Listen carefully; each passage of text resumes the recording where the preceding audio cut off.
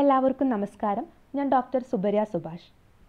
ആസാദിക അമൃത് മഹോത്സവത്തിൻ്റെ ഭാഗമായി വൈദ്യരത്നം ആയുർവേദ കോളേജിലെ കാഴ്ചചികിത്സാ ഡിപ്പാർട്ട്മെൻറ്റിൻ്റെ ആഭിമുഖ്യത്തിൽ സംഘടിപ്പിക്കുന്ന ആദ്യമേ ആയുർവേദം ആരോഗ്യത്തിന് എന്ന പ്രഭാഷണ പരമ്പരയിലേക്ക് ഏവർക്കും സ്വാഗതം.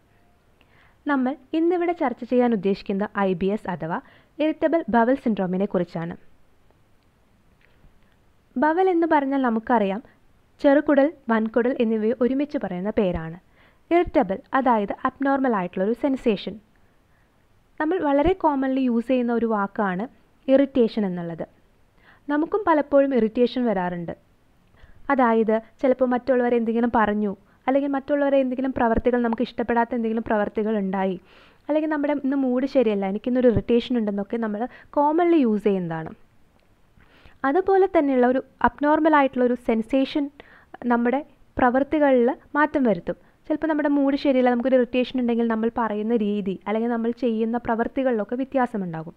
അതുപോലെ തന്നെ ബവലിൽ നിന്നുണ്ടാകുന്നു എന്തെങ്കിലും ഒരു ഇറിറ്റേഷനെ കൊണ്ട് ബവലിൻ്റെ ഫങ്ഷൻ ഉണ്ടാകുന്ന മാറ്റങ്ങളെയാണ് നമ്മൾക്ക് ഇവിടെ കാണാൻ സാധിക്കുന്നത്. അതായത് നമ്മൾ കഴിച്ചിരിക്കുന്ന എന്തെങ്കിലും ആഹാര പദാർത്ഥങ്ങളെ കൊണ്ട്, അല്ലെങ്കിൽ നമ്മളുടെ എന്തെങ്കിലും തരത്തിലുള്ള വിഹാരങ്ങളെ കൊണ്ട്, അതായത് ലാക്ക് ഓഫ് എക്സസൈസ് ആയിരിക്കാം, അല്ലെങ്കിൽ നമ്മൾ നേരം വൈകി കിടന്നുറങ്ങി, അല്ലെങ്കിൽ നേരം വൈകി എഴുന്നേറ്റു, അല്ലെങ്കിൽ പകൽ കിടന്നുറങ്ങി, അല്ലെങ്കിൽ നമുക്ക് സ്ട്രെസ്ഫുൾ ആയിട്ടുള്ള എന്തെങ്കിലും ഒരു സിറ്റുവേഷൻസ് ആയിരിക്കാം.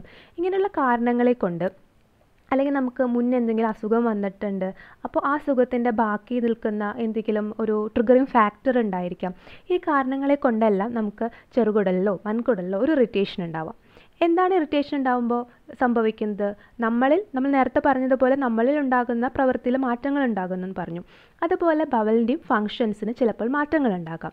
ആ മാറ്റങ്ങൾ പലതരത്തിലുള്ള ലക്ഷണങ്ങളായിട്ട് നമ്മുടെ ശരീരത്തിൽ പ്രതിഫലിക്കുന്നതായിട്ട് കാണാം. ഈ പലതരത്തിലുള്ള ലക്ഷണങ്ങൾ അല്ലെങ്കിൽ പലതരത്തിലുള്ള അസുഖങ്ങളെ ഒരു കുടക്കീഴിലാക്കി നമുക്ക് ഇറിറ്റബിൾ ബവൽ സിൻഡ്രോമിൻ്റെ ഉള്ളിൽപ്പെടുത്താവുന്നതാണ്. അതായത് ഒരു നിർവചനമായിട്ട്, ഒരു ഡെഫിനിഷനായിട്ട് ഇറിറ്റബിൾ ബവൽ സിൻഡ്രോമിനെ പറയുകയാണെങ്കിൽ നമുക്ക് കാണാൻ സാധിക്കുന്നത് നമ്മുടെ അബ്ഡോമിനിൽ, അതായത് നമ്മുടെ വയറ് ഭാഗത്ത് എന്തോ ഒരു ഡിസ്കംഫർട്ട്, ഒരു അസ്വസ്ഥത നമുക്ക് അനുഭവപ്പെടുകയാണ്, അല്ലെങ്കിൽ ഒരു വേദനയായിരിക്കാം നമുക്ക് അനുഭവപ്പെടുന്നത്. അതിനോടൊപ്പം തന്നെ നമുക്ക് മാറി മാറി വരുന്ന ശോധന ക്രമം ഉണ്ടായിരിക്കാം. അതായത് ചില സമയത്ത് വയറ് ഇളകിയായിരിക്കും പോകുന്നത്, ചിലപ്പോൾ വയറ് മുറുകിയായിരിക്കും പോകുന്നത്. ചിലരിൽ എങ്ങനെയാണ് വയറ് മുറുകി മാത്രം പോയിക്കൊണ്ടിരിക്കും, ചിലരിൽ വയറ് ഇളകി മാത്രം പോയിക്കൊണ്ടിരിക്കും. ഈ ലക്ഷണങ്ങൾ അവരുടെ ഫങ്ഷന് മാത്രം, അതായത് പ്രവൃത്തിയിൽ മാത്രം എഫക്റ്റ് ചെയ്തുകൊണ്ട് വ്യത്യാസം വന്നുകൊണ്ട് ഉണ്ടാകുന്ന അസുഖങ്ങളെ ഇറിറ്റബിൾ ബവൽ സിൻഡ്രോമായിട്ട് നമുക്ക് പറയാം. ഇവിടെ പ്രത്യേകം ശ്രദ്ധിക്കേണ്ട ഒരു കാര്യം എന്താണെന്ന് വെച്ച് കഴിഞ്ഞാൽ, ഇവിടെ സ്ട്രക്ചറലി ഒരു പ്രശ്നവുമില്ല. അതായത് ഈ ചെറുകുടലിൻ്റെയോ വൻകുടലിൻ്റെയോ രൂപഘടനയ്ക്ക് ഒരു തരത്തിലുള്ള വ്യത്യാസങ്ങളുമില്ല. നമുക്കറിയാം, നമ്മൾ പലപ്പോഴും കേട്ടിട്ടുള്ള അസുഖങ്ങളാണ് അൾസറേറ്റീവ് കൊളൈറ്റിസ് അല്ലെങ്കിൽ ക്രോൺസ് ഡിസീസ് പോലുള്ള അസുഖങ്ങളിലൊക്കെ അവരുടെ രൂപഘടനയ്ക്ക് വ്യത്യാസങ്ങൾ കാണാൻ സാധിക്കും. എന്നാൽ IBS എന്നുള്ള അസുഖത്തിൽ സ്ട്രക്ചറലി അതിൻ്റെ രൂപഘടനയ്ക്ക് ഒരു തരത്തിലുള്ള വ്യത്യാസങ്ങളുമില്ല. അതിൻ്റെ ഫങ്ഷൻസിനാണ് വ്യത്യാസങ്ങളുള്ളത്. അപ്പോൾ ഇതിന് കാരണങ്ങളാക്കുന്നത് എന്തെല്ലാം ഘടകങ്ങളാണെന്ന് പരിശോധിച്ച് കഴിഞ്ഞാൽ നമ്മൾ ഓൾറെഡി പറഞ്ഞതാണ്, നമ്മുടെ ആഹാരങ്ങൾ. ചില ആഹാര പദാർത്ഥങ്ങൾ കഴിക്കുമ്പോൾ ചിലർക്ക് ഐസ്ക്രീം കഴിക്കുന്നതായിരിക്കും ഒരു ട്രിഗറിങ് ഫാക്ടറായിട്ട് തോന്നുന്നത്. ചിലർക്ക് ചിലപ്പോൾ ഉരുളക്കിഴങ്ങ് പോലുള്ള കിഴങ്ങ് വർഗ്ഗങ്ങൾ കഴിക്കുന്നതായിരിക്കും ഒരു ട്രിഗറിങ് ഫാക്ടറായിട്ടുള്ളത്. അപ്പോൾ പലരുടെയും ശരീര പ്രകൃതി അനുസരിച്ചിട്ട് ഭക്ഷണങ്ങൾക്കും വ്യത്യാസമുണ്ടായിരിക്കാം. അതുപോലെ തന്നെ നമ്മുടെ ജീവിതശൈലികൾ, മാറി വരുന്ന ജീവിതശൈലികളും ഇതിന് ഒരു പ്രധാന ഘടകമായിട്ട് വരുന്നുണ്ട്. അതായത് നമ്മൾ നേരത്തെ പറഞ്ഞ പോലെ ലാക്ക് ഓഫ് എക്സസൈസ്, വ്യായാമം ഇല്ല, നമ്മുടെ ലാക്ക് ഓഫ് എക്സസൈസ് വളരെ ഇമ്പോർട്ടൻ്റ് ഒരു ഫാക്ടറായിട്ട് ഇതിൽ വരുന്നുണ്ട്. അതുപോലെ തന്നെ നമുക്ക് കാണാൻ സാധിക്കുന്നതാണ് നമ്മൾ വളരെ നേരം വൈകി ഉറങ്ങുന്നത്. അതുപോലെ തന്നെ നമുക്ക് സ്ട്രെസ്ഫുൾ ആയിട്ടുള്ള കണ്ടീഷൻസ്, ഫോർ എക്സാമ്പിൾ നമ്മൾ എടുത്തു കഴിയുകയാണെങ്കിൽ നമുക്ക് ഒരു എക്സാം ആണ്, അല്ലെങ്കിൽ നമുക്കൊരു യാത്ര പോകുന്ന സമയത്ത്, അല്ലെങ്കിൽ നമുക്കിന്നൊരു ഇൻ്റർവ്യൂ ഉണ്ട്, അങ്ങനെയുള്ള എല്ലാ കാര്യങ്ങളും ഒരു സ്ട്രെസ്ഫുൾ കണ്ടീഷൻസ് വരുമ്പോൾ അല്ലെങ്കിൽ സിറ്റുവേഷൻസ് വരുമ്പോൾ നമ്മൾ അതിനോട് നമ്മളെന്താണ്, നമുക്ക് ചിലപ്പോൾ ടോയ്ലറ്റിൽ പോകണം എന്ന് തോന്നും ആ സമയത്ത്. ഇങ്ങനെയുള്ള കാര്യങ്ങളെല്ലാം ഈ IBS എന്ന് പറയുന്ന അസുഖത്തിന് നമുക്ക് കാണാൻ സാധിക്കുന്നുണ്ട്. അപ്പോൾ ഈ സ്ട്രെസ്ഫുൾ ആയിട്ടുള്ള ഫാക്ടേഴ്സ് കൊണ്ടെല്ലാം നമുക്ക് എന്താണ് IBS ഉണ്ടാവുന്നതായിട്ട് കാണാം. അപ്പോൾ ഈ IBSൻ്റെ ലക്ഷണങ്ങൾ നമ്മൾ ഓൾറെഡി പറഞ്ഞിട്ടുണ്ടായിരുന്നു. വയറെങ്ങനെയാണ്, ഒന്നില്ലെങ്കിൽ ഇളകിയായിരിക്കും, ഒരു ഡയറിയ പോലെയായിരിക്കും ഉണ്ടായിരിക്കുക, അല്ലെങ്കിൽ നമുക്ക് കോൺസ്റ്റിപ്പേഷൻ ആയിരിക്കും, 2-3 ദിവസം കൂടുമ്പോഴായിരിക്കും ചിലപ്പോൾ വയറ്റിൽ നിന്ന് പോകുക, വയറ് ഭയങ്കരമായിട്ട് ഉറച്ചിട്ടായിരിക്കും പോകുന്നത്. അല്ലെങ്കിൽ ഈ ശോധനാക്രമം മാറി മാറി വരാം എന്ന് പറഞ്ഞാൽ എന്ത് ആണ്, അതായത് കുറച്ച് സമയങ്ങളിൽ വയറ് ഇളകി പോകുന്നു, പിന്നീട് നോർമലായിട്ട് പോകുന്നു, അല്ലെങ്കിൽ പിന്നീട് കോൺസ്റ്റിപ്പേഷൻ ഉണ്ടാകുന്നു. അങ്ങനെ ഈ ശോധനാക്രമം മാറി മാറി വരുന്നതായിട്ട് നമുക്ക് കാണാം. വയറ് ചിലപ്പോൾ വേദന എടുക്കുന്നത് കാണാം, അല്ലെങ്കിൽ വയറ് വന്ന് വീർക്കാം, ഒരു ഗ്യാസ് ട്രബിൾ കാണാം. ഇങ്ങനെ എല്ലാ ലക്ഷണങ്ങളും ഈ IBS നമുക്ക് കാണാൻ പറ്റുന്നുണ്ട്. അപ്പോൾ ഇതാണ് ഇവയുടെ IBS എന്ന് പറയുന്ന രോഗത്തിൻ്റെ കാരണവും അതുപോലെ തന്നെ ലക്ഷണങ്ങളുമായിട്ട് കാണുന്നത്. ഒരു 80% പേഷ്യൻസിലും IBS ഉള്ള 80% പേഷ്യൻസിലും സ്ട്രെസ്സ് ഒരു മെയിൻ ഫാക്ടറായിട്ട് പറയുന്നുണ്ട്. ചിലപ്പോൾ ഈ സ്ട്രെസ്സ് കൊണ്ടായിരിക്കാം IBS ഉണ്ടായിരിക്കുന്നത്, അല്ലെങ്കിൽ ഒരു IBS കൊണ്ടായിരിക്കാം സ്ട്രെസ്സ് ഉണ്ടായിരിക്കുന്നത്. അപ്പോൾ ഇതിൽ ഏതാണ് ആദ്യം ഉണ്ടായത് എന്നുള്ളത് നമുക്ക് ചിലപ്പോൾ ഒരു പക്ഷേ പറയാൻ ബുദ്ധിമുട്ടായിരിക്കും. അപ്പോൾ IBS എന്ന് പറയുന്ന അസുഖത്തിൽ 80% സ്ട്രെസ്സ്, മാനസിക സമ്മർദ്ദം നമുക്ക് കാണാൻ സാധിക്കുന്നുണ്ട്. ഇനി നമ്മൾ ഇതിൻ്റെ ഡയഗ്നോസിസ് പാർട്ടിൽ എടുത്തു കഴിഞ്ഞാൽ വളരെ എക്സ്പെൻസീവ് ആയിട്ടുള്ള അല്ലെങ്കിൽ വളരെ ചിലവ് കൂടിയ ഒരു ഇൻവെസ്റ്റിഗേഷൻ മെത്തേഡാണ് നമുക്ക് IBSൽ കാണാൻ സാധിക്കുന്നത്. അതായത് നമ്മൾ പറഞ്ഞു ഓൾറെഡി, ഇതിൽ രൂപഘടനയ്ക്ക് വ്യത്യാസങ്ങളൊന്നും വരുന്നില്ല, ചെറുകുടലിനോ വൻകുടലിനോ. ഇവിടെ പ്രവൃത്തിയിലാണ് വ്യത്യാസം വരുന്നത്.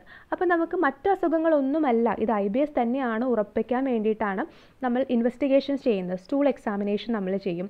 അതിലെന്തെങ്കിലും നമുക്ക് ഏതെങ്കിലും ഓർഗാനിസത്തിന് നമുക്ക് കാണാൻ പറ്റുന്നുണ്ടോ, അല്ലെങ്കിൽ നമ്മൾ എൻഡോസ്കോപ്പി, കൊളനോസ്കോപ്പി ഒക്കെ നമ്മൾ എന്തിനാണ് ചെയ്യുന്നത്, അതൊക്കെ റൂൾ ഔട്ട് ചെയ്യാൻ വേണ്ടിയിട്ട്, ഒരു ഡിഫറൻഷ്യൽ ഡയഗ്നോസിസിന് വേണ്ടിയിട്ടാണ് നമ്മൾ ഈ ഇൻവെസ്റ്റിഗേഷൻസ് എല്ലാം ചെയ്തു വരുന്നത്. അപ്പോൾ നമ്മൾ ഇതെല്ലാം ചെയ്തിട്ട് സ്ട്രക്ചറലി നമ്മുടെ ചെറുകുടലിനോ വൻകുടലിനോ ഒരു പ്രശ്നവുമില്ല, രൂപഘടനയിലൊന്നും ഒരു വ്യത്യാസമില്ല, എന്നിട്ടും നമ്മുടെ അടുത്ത് വരുന്ന രോഗിയിൽ ഈ ലക്ഷണങ്ങൾ കാണിക്കുന്നുണ്ട് എങ്കിൽ നമുക്ക് ഇത് IBS ആയിട്ട് ഡയഗ്നോസ് ചെയ്യാം എന്നാണ് പറയുന്നത്. പിന്നീട് ROM4 ക്രൈറ്റീരിയ എന്ന് പറയുന്നൊരു ഡയഗ്നോസ്റ്റിക് ക്രൈറ്റീരിയ IBSന് വേണ്ടി നിലവിൽ വന്നിട്ടുണ്ട്. ഈ ക്രൈറ്റീരിയയ്ക്ക് 97% സ്പെസിഫിസിറ്റി പറയുന്നുണ്ട്. അപ്പോൾ ഈ ക്രൈറ്റീരിയയിൽ പറയുന്നത് എന്താണെന്ന് വെച്ചാൽ, നമ്മൾ ഈ പറഞ്ഞ ലക്ഷണങ്ങൾ, IBSൻ്റെ ഈ ലക്ഷണങ്ങൾ ആഴ്ചയിൽ ഒരിക്കൽ രോഗിക്ക് അനുഭവപ്പെട്ടിട്ടുണ്ട്. കഴിഞ്ഞ 3 മാസങ്ങളായി ആഴ്ചയിൽ ഒരിക്കൽ ഈ രോഗിക്ക് ഈ ലക്ഷണങ്ങളുണ്ട്. ഇതിൻ്റെ തുടക്കം 6 മാസങ്ങൾക്ക് മുന്നുമായിരുന്നു എങ്കിൽ നമുക്ക് ROM4 ക്രൈറ്റീരിയ അനുസരിച്ച് ഈ അസുഖത്തിനെ നമുക്ക് എന്ത് പറയാൻ പറ്റും, IBS ആയിട്ട് ഡയഗ്നോസ് ചെയ്യാമെന്നാണ് പറയുന്നത്. അതുപോലെ തന്നെ നമുക്ക് ഈ IBSന് പലതരത്തിലുള്ള ഡിവിഷൻസ് കാണുന്നുണ്ട്. അതായത് IBS തന്നെ കോൺസ്റ്റിപ്പേഷൻ പ്രിഡോമിനൻ്റ് ആയിട്ടുള്ളത്, അതായത് മുറുകിയായിരിക്കും മലം പോകുന്നത്. IBSന് ഡയേറിയ പ്രിഡോമിനൻ്റ് ആയിട്ട്, അവിടെ എന്തായിരിക്കും, മലം വളരെ ലൂസായിട്ടായിരിക്കും, ഒരു ലൂസ് മോഷൻ പോലെയായിരിക്കും ഇതിൽ IBSൽ രോഗി പ്രസൻറ്റ് ചെയ്യുന്നത്. അതുപോലെ മിക്സ്ഡ് ആയിട്ടുള്ള, നമ്മൾ നേരത്തെ പറഞ്ഞു ശോധനാക്രമം മാറി മാറി വരുന്ന ടൈപ്പ് നമുക്ക് കാണാൻ പറ്റുന്നുണ്ട്. ആയുർവേദത്തിലേക്ക് നമുക്ക് എടുക്കുമ്പോൾ പല ആർട്ടിക്കിൾസിൽ നിന്ന് നമുക്ക് മനസ്സിലാക്കാൻ കഴിയുന്നതും ലക്ഷണങ്ങൾ അനുസരിച്ച് നമുക്ക് മനസ്സിലാക്കാൻ കഴിയുന്നതും ഇത് ഗൃഹിണി എന്ന രോഗത്തിൻ്റെ കീഴിൽ വരുന്നതായിട്ട് നമുക്ക് കാണാൻ പറ്റും. ഗൃഹിണി എന്ന് പറയുമ്പോൾ നമുക്കറിയാം, ആ വാക്കിൻ്റെ തന്നെ അർത്ഥം എന്താണ്, ഗൃഹണതി എന്നാണ്. അതായത് നമ്മൾ കഴിക്കുന്ന ആഹാര പദാർത്ഥത്തെ പിടിച്ചു നിർത്താൻ കഴിവുള്ളത്. അതുപോലെ തന്നെ ഗൃഹിണി എന്ന് പറയുന്നത് അഗ്നിയുടെ സീറ്റ് കൂടിയാണ്. ഒരേ സമയം ഗൃഹിണി എന്ന് പറയുന്നത് ഒരു പിത്തധര കലയാണ്, അതേസമയം തന്നെ ഇതെന്താണ്, ഒരു അസുഖം കൂടിയാണ്. ഒരു അസുഖം എന്ന് പറയുന്നതിലുപരി ഇതൊരു സ്പെക്ട്രം ഓഫ് ഡിസീസ്, ഒരു കൂട്ടം അസുഖങ്ങളാണ്. അപ്പോൾ ഈ ഒരു കൂട്ടം അസുഖങ്ങൾ എന്ന് പറഞ്ഞതിൽ ഒരു അസുഖം മാത്രമാണ് നമുക്ക് IBS ആയിട്ട് എടുത്ത് IBSനെ നമുക്ക് ഗൃഹിണിയുടെ അടിയിലായിട്ട് പറയാൻ പറ്റും. അപ്പോൾ നമുക്കറിയാം, ഗൃഹിണി ആഹാരത്തെ പിടിച്ചു നിർത്തുന്നുണ്ട്. അപ്പോൾ ഈ പിടിച്ചു നിർത്തുന്ന സമയം ഒന്നില്ലെങ്കിൽ കൂടുതലായി പോവുക അല്ലെങ്കിൽ കുറവായി പോകുന്നതനുസരിച്ചിട്ട് നമ്മുടെ ശോധനാക്രമത്തിൽ വ്യത്യാസങ്ങൾ വരാൻ കാരണമാകുന്നു. അപ്പോൾ നമുക്ക് ഈ ഗൃഹിണിയിൽ നമുക്കറിയാം സമാനവാദം, അതുപോലെ തന്നെ പാചകപ്പിത്തം, ക്ലേദക കഫം, ഈ 3 ദോഷങ്ങളും അവിടെയുണ്ട്. അപ്പോൾ ഈ 3 ദോഷങ്ങളുടെ, നമ്മുടെ ത്രിദോഷങ്ങളുടെ ഒരു സന്തുലിത അവസ്ഥ അവിടെയുണ്ട്. അതാണ് ഗൃഹിണിയുടെ നോർമൽ ഫങ്ഷനിങ്ങിന്, അതായത് അവയെ കറക്റ്റായിട്ട് ഫങ്ഷൻ ചെയ്യാൻ വേണ്ടിയിട്ട് കാരണമാകുന്നത്. അപ്പോൾ ഇതിൻ്റെ പ്രവൃത്തികളിൽ എന്തെങ്കിലും വ്യത്യാസം വരാണ്, ഒന്നില്ലെങ്കിൽ വാദം കൂടി, കഫം കുറഞ്ഞു, അങ്ങനെ അല്ലെങ്കിൽ പിത്തത്തിനുണ്ടാകുന്ന എന്തെങ്കിലും വ്യത്യാസങ്ങളെ കൊണ്ടെല്ലാം ഈ 3 ദോഷങ്ങളിൽ ഉണ്ടാകുന്ന എന്തെങ്കിലും ഒരു വ്യതിയാനങ്ങളെ കൊണ്ട് പലതരത്തിലുള്ള ലക്ഷണങ്ങൾ ശരീരം പ്രകടിപ്പിക്കാം. അതുകൊണ്ട് നമുക്ക് പലതരത്തിലുള്ള ലക്ഷണങ്ങൾ ശരീരം പ്രകടിപ്പിക്കുന്നത് മൂലം നമുക്ക് പലതരത്തിലുള്ള കഷ്ടതകൾ അനുഭവിക്കേണ്ടി വരും. അപ്പോൾ ഈ ലക്ഷണങ്ങളെയെല്ലാം നമുക്ക് ഗൃഹിണിയിൽ ഉൾപ്പെടുത്തിക്കൊണ്ട് ഇതിനെ IBS ആക്കി കണക്കാക്കാൻ പറ്റും. അതുപോലെ തന്നെ നമുക്കറിയാവുന്ന മറ്റൊരു കാര്യമാണ് ഗൃഹിണി, അതിസാരം, അതുപോലെ തന്നെ അർശസ്നെല്ലാം നമുക്ക് കോമൺ ആയിട്ടുള്ള നിദാനങ്ങളും അതുപോലെ തന്നെ ചികിത്സാ തത്വങ്ങളും നമ്മുടെ ബുക്കുകളിൽ നിന്ന് നമുക്ക് മനസ്സിലാക്കാൻ സാധിക്കുന്നതാണ്. ഇപ്പോൾ ഈ IBS എന്ന് പറയുന്ന രോഗി ഡയേറിയാണ് പ്രിഡോമിനൻ്റ് ആയിട്ട് നിൽക്കുന്നത്. ഒരുപാട് ക്രോണിക് ആയിട്ട്, അതായത് ഒരുപാട് നാൾ നീണ്ടു നിന്നിട്ടാണ് IBS ഉണ്ടായിരിക്കുന്നത് എങ്കിൽ കഫത്തിൻ്റെ ഇൻവോൾവ്മെൻറ്റ് നമുക്ക് വളരെ ശക്തമായിട്ട് ആ കണ്ടീഷൻസിൽ കാണാൻ പറ്റും. അപ്പോൾ ചില സമയങ്ങളിൽ നമുക്ക് കാണാം കഫജ അതിസാരമായിട്ട് നമുക്ക് ഈ രോഗിയെ വിലയിരുത്തേണ്ടതായിട്ട് വരും. അപ്പോൾ നമ്മൾ കഫജ അതിസാരത്തിൻ്റെ ട്രീറ്റ്മെൻറ്റും ചെയ്യേണ്ടതായിട്ടുള്ള അവസ്ഥ വരുന്നുണ്ട്. അപ്പോൾ ഗ്രഹണി, അതുപോലെ തന്നെ കഫജമായിട്ടുള്ള അതിസാരം, അർഷസ്, ഇവയ്ക്കെല്ലാം ഒരേ ചികിത്സാ തത്വങ്ങളായതുകൊണ്ട് തന്നെ നമുക്ക് ഇതെല്ലാം ഉൾപ്പെടുത്തി ആദ്യമായിട്ടൊരു ആമപാചനമായിട്ടും അതായത് കഫഹാരം ആമപാചന ദീപനമായിട്ടും എല്ലാം ട്രീറ്റ്മെൻറ്റ് തുടങ്ങി വെച്ച് അവസാനം നമ്മുടെ ബുക്കിൽ പറയുന്ന പോലെ അവസാനം ഘൃതപാനത്തിലേക്കെല്ലാം എത്തിക്കേണ്ടതായിട്ട് വരും. അപ്പോൾ ഇതിനെല്ലാം കൂടി നമ്മളൊന്ന് ചുരുക്കി പറയുകയാണെങ്കിൽ IBS എന്ന് പറഞ്ഞു കഴിഞ്ഞാൽ ബവലിലുണ്ടാകുന്ന എന്തെങ്കിലും ആഹാര വിഹാരങ്ങളെ കൊണ്ട് അല്ലെങ്കിൽ എന്തെങ്കിലും സ്ട്രെസ്ഫുൾ ആയിട്ടുള്ള ഫാക്ടേഴ്സ് കൊണ്ട് ഉണ്ടാകുന്ന ഒരു ഇറിറ്റേഷൻ അനുസരിച്ചിട്ട് ബവലിന് പലതരത്തിലുള്ള ഫങ്ഷണലി അതിൻ്റെ പ്രവൃത്തിയിലുണ്ടാകുന്ന ചലനങ്ങൾ സംഭവിക്കുന്നു. അത് ശരീരത്തിൽ പലതരത്തിലുള്ള ലക്ഷണങ്ങൾ കാഴ്ചവെക്കുന്നു. അത് അബ്ഡോമിനൽ ഒരു ഡിസ്കംഫർട്ട്, അതായത് അസ്വസ്ഥതയ്ക്കോ അല്ലെങ്കിൽ വേദനയ്ക്കോ, മാറി വരുന്ന ശോധനാക്രമത്തിനോ, അതുപോലെ തന്നെ വയറ് ഇളകിയോ അല്ലെങ്കിൽ മുറുകിയോ പോകുന്നതിന് കാരണമാകുന്നു. ഈ അസുഖങ്ങളെല്ലാം ഈ ലക്ഷണങ്ങളെല്ലാം നമ്മൾക്ക് IBS രോഗിയിൽ കാണാൻ സാധിക്കുന്നതാണ്. എന്നാൽ അവിടെ ഈ ചെറുകുടലിനോ വൻകുടലിനോ ഒരു തരത്തിലുള്ള രൂപഘടനയിലുള്ള വ്യത്യാസങ്ങളില്ല എങ്കിൽ നമുക്ക് ഇതിനെ IBS ആയിട്ട് പറയാമെന്നാണ് പറയുന്നത്. ഇതിന് ആയുർവേദത്തിൽ ഗ്രഹണി, കഫാതിസാര, അർഷസ് ചികിത്സാ തത്വങ്ങളോടുകൂടി നമുക്ക് ചികിത്സിക്കാം. കൂടുതൽ IBS ഡയേറിയ പ്രിഡോമിനൻ്റ് ആയിട്ടാണെങ്കിൽ, നമുക്ക് ക്രോണിക് ആയിട്ട് നിൽക്കുന്നതാണെങ്കിൽ നമുക്ക് കൂടുതലായിട്ടും കഫജ അതിസാരത്തിൻ്റെ ട്രീറ്റ്മെൻറ്റ് കൂടി ഇവിടെ അഡോപ്റ്റ് ചെയ്യാൻ പറ്റും. ഇതിനെക്കുറിച്ച് കൂടുതൽ മനസ്സിലാക്കി തരുന്നതിന് വേണ്ടിയും ഒപ്പം തന്നെ അവരുടെ ചികിത്സാനുഭവങ്ങൾ പങ്കുവയ്ക്കുന്നതിനു വേണ്ടിയും വൈദ്യരത്നം ആയുർവേദ കോളേജിലെ പഞ്ചകർമ്മ ഡിപ്പാർട്ട്മെൻറ്റ് HODയും പ്രൊഫസറുമായ ഡോക്ടർ ആനന്ദ് സാറിനെ ഇറിറ്റബിൾ ബവൽ സിൻഡ്രോം എന്നത് അടിസ്ഥാനപരമായിട്ട് കഫജാതിസാരമാണ്. കഫജാതിസാരം എന്ന് പറഞ്ഞാലും നമ്മൾ അതിസാരത്തിൻ്റെ സംപ്രാപ്തി, അർശസിൻ്റെ സംപ്രാപ്തി, ഗ്രഹണിയുടെ സംപ്രാപ്തി, ഇത് മൂന്നും എപ്പോഴും മനസ്സിൽ കരുതിക്കൊണ്ട് വേണം ഈ രോഗങ്ങളെ പറ്റി ആലോചിക്കാനും ചികിത്സിക്കാനും എന്ന് പറഞ്ഞിട്ടുള്ളതുകൊണ്ട് ഇത് മനസ്സിൽ വെച്ചുകൊണ്ട് വേണം അത് ചെയ്യാനായിട്ട്. അതിൽ പറയുന്നുണ്ടല്ലോ, അർശോതിസാര ഗ്രഹണീ വികാര സാമാന്യ അന്യോന്യ നിദാനഭൂത പ്രായേണ ചാന്യോന്യ നിദാനഭൂത സന്നേനലെ ന സന്ധി ദീപ്തേ എന്നൊക്കെ പറയുന്നുണ്ടല്ലോ. അപ്പോൾ അതുകൊണ്ട് അഗ്നിയെ ആശ്രയിച്ചിരിക്കുന്ന മൂന്ന് രോഗങ്ങൾ എന്നുള്ള നിലയ്ക്കും ഇതൊക്കെ അന്യോന്യ നിദാനങ്ങളെ കൊണ്ടുണ്ടാവുന്നു എന്നും പറയുന്നുണ്ട്. ഇതിൻ്റെയൊക്കെ ഒരു സങ്കരം ആയിട്ടും വേണം ഇതിനെ കണക്കാക്കാനായിട്ട്. ഇതിൽ ഏതായിട്ട് ഡയഗ്നോസ് ചെയ്താലും മിക്കവാറും മരുന്നുകളെല്ലാം മൂന്നിനും പറ്റുന്നതല്ലേ എന്ന് വിചാരിച്ച് ചികിത്സിക്കുകയും ചെയ്യാം വേണമെങ്കിൽ. പക്ഷേ അതൊക്കെ താൽക്കാലികമായിരിക്കും.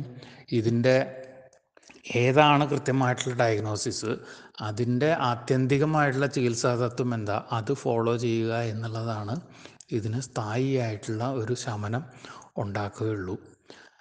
അതുകൊണ്ട് തന്നെ ഈ ഒരു രോഗം, പ്രത്യേകിച്ച് ഇറിറ്റബിൾ ബവൽ സിൻഡ്രോം എന്ന് താരതമ്യേന ഒരു വളരെ കുഴപ്പം പിടിച്ച ഒരു രോഗമായിട്ട് തന്നെ വേണമെങ്കിൽ പറയാം.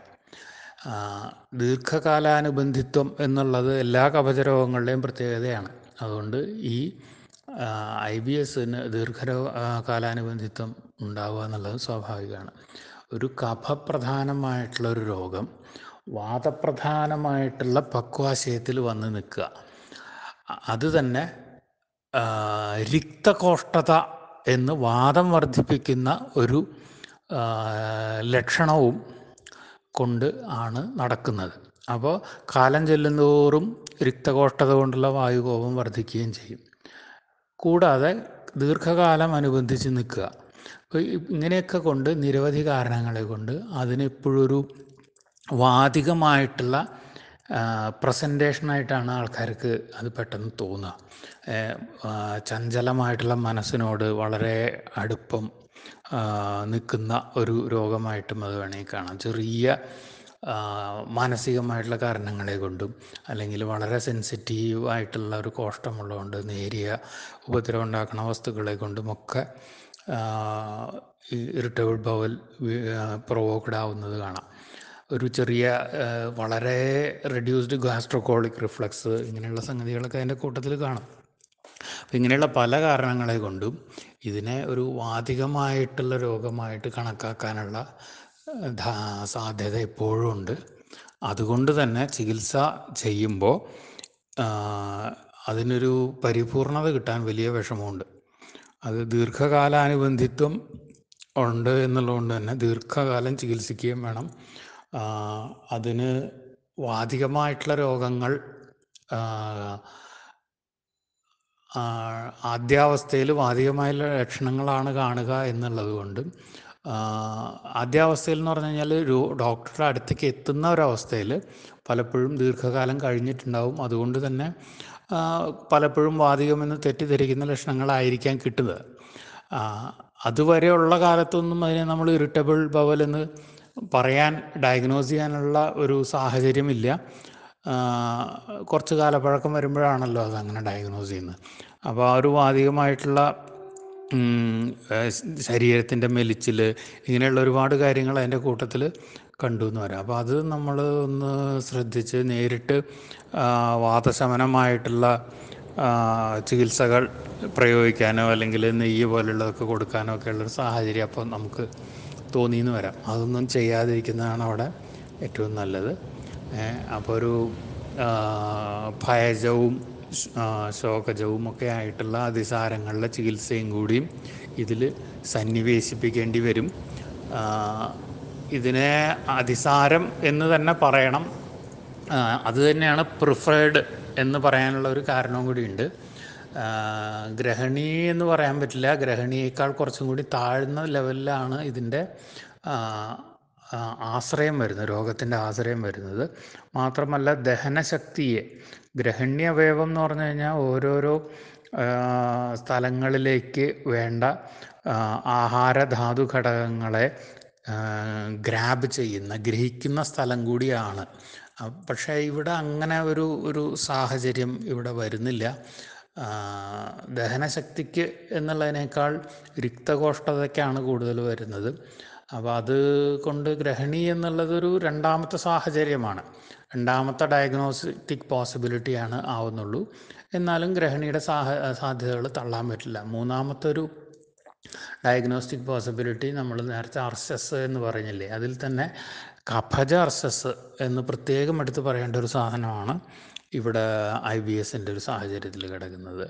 കഫജ അർസസിൻ്റെ ലക്ഷണം പിച്ചാസ്രാവം ഒക്കെയാണ്. അതിൻ്റെ ദീർഘകാല അനുബന്ധിയായിട്ട് നിൽക്കുമ്പോൾ അതിൻ്റെ ഉപദ്രവങ്ങളായിട്ടുള്ള ആർസസ് ശ്വാസം മുട്ട്, പ്രമേഹം തുടങ്ങിയിട്ടുള്ളതൊക്കെ അതിൽ വരികയും ചെയ്യും. അപ്പോൾ ഇങ്ങനത്തെ പല ലക്ഷണങ്ങളെ കൊണ്ട് ഇതൊക്കെ ഡിഫറൻഷ്യേറ്റ് ചെയ്യാനും, ഇത് തന്നെ അർസസും ഗ്രഹണി ദോഷം, കുറച്ചൊക്കെ ഗ്രഹണി ദോഷവും പിന്നെ മുഴുവനായിട്ട് കഫജമായിട്ടുള്ള ലക്ഷണങ്ങളും ഇതെല്ലാം ഒരുമിച്ചും ഒരു രോഗിക്ക് ഉണ്ടാവാം. അതുമാത്രമല്ല ഇനിയിപ്പോൾ ഇത് മറ്റൊരു കാര്യങ്ങളെ കൊണ്ട് പ്രിസിപ്പിറ്റേറ്റ് ചെയ്യാം. ഇപ്പോൾ ക്രോൺസ് പോലെയുള്ള രോഗങ്ങളൊക്കെ വന്നിട്ട് IBS പോലെ പ്രസൻറ്റ് ചെയ്യാം, അല്ലെങ്കിൽ IBSൽ ക്രോൺസ് ഓവർലാപ്പ് ചെയ്യാം, അല്ലെങ്കിൽ രണ്ടും രണ്ട് ഡിഫറൻ്റ്ലി എക്സിസ്റ്റിംഗ് ആയിട്ടുള്ള കാര്യങ്ങളൊക്കെ ആവാം. അപ്പോൾ എവിടുന്ന് ഏതെല്ലാം സോഴ്സസിൽ നിന്ന് IBS വന്നെത്തിപ്പെട്ടാലും അതിനെ നമ്മൾ കവചാതിസാരമായിട്ട് തന്നെ കണ്ട് ചികിത്സിക്കുന്നതാണ് ഏറ്റവും ഫലപ്രദമാവുക. മാത്രമല്ല അതിന് ദീർഘകാലാനുബന്ധിതം കണക്കാക്കിക്കൊണ്ടും അത് രക്തകോഷ്ഠത കൊണ്ടും മറ്റുമുള്ള വാതകോപം ഉണ്ട് എന്ന് കണക്കാക്കിക്കൊണ്ടും വേണം നമ്മുടെ ചികിത്സ മുന്നോട്ട് പോകാൻ. അപ്പോൾ അതിന് പലപ്പോഴും നമുക്കറിയാം, ഓൾറെഡി ഇപ്പം വളരെ ആക്റ്റീവായിട്ടുള്ള കേസിലൊക്കെ പിച്ചാവസ്ഥി പോലെയുള്ളതിലൊക്കെ പലരും സ്റ്റഡി ചെയ്തിട്ടുണ്ട്, നല്ല റിസൾട്ട് ഉണ്ട്. അതൊക്കെ പിച്ചാവസ്ഥി പോലെയുള്ളതിനൊന്നും ഒക്കെ വളരെയധികം പ്രാധാന്യം കൊടുത്തുകൊണ്ട് വേണം ചികിത്സ ചെയ്യാൻ. ഒരു പക്ഷേ അതിനോടൊപ്പം തന്നെ പ്രാധാന്യമുള്ളതാണ് ഇൻറ്റേർണൽ മെഡിസിൻസ്.